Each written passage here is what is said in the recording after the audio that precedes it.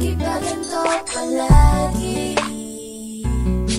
Ang sitwasyong ito'y hindi ko maintindihan. Sabihin mo naman ang iyong nararamdaman. Ano ba talaga gusto mo sa relasyong ito? O kay gulo? Kahit sabi mo wala problema, ay nadarama ko. Walang sino man sa atin ang merong pagkukulang. Distansya lang ang problema, kaya tayo ay nahihirapan. At kahit ano man ang mangyari, ako ay nandito lang.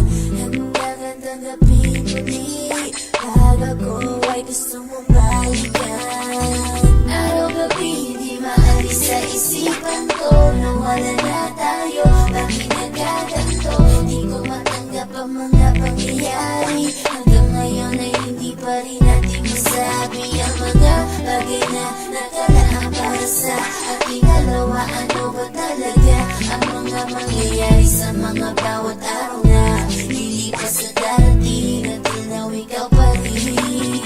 Ngayon ikaw ang tinitibok ng aking puso. Di ko wala kung papaklunod ako sa bira tusok. Basta ako nakadula dito sa harap ng bintana, sa sulok umiiyak. Hawak ang iyong larawan, dahil yun lang ang tanging naiwan. Luha ko'y di mapigilan, isipin kay di maiwasan. Ngunit pilit kong iwanan ang ating mga nakaraan para di ko na isipin pa na magitan sa ating dalawa. Subalit ako ay bigo, dahil ikaw bumuo sa buhay ko. At ikaw ang nagpuno at nagturo ng tamang direksyon sa buhay kong dati ay liko. At ngayong wala ka na, mundo ko ay gumuho. At kung sakaling magbago ang isip mo, nandito lang ako.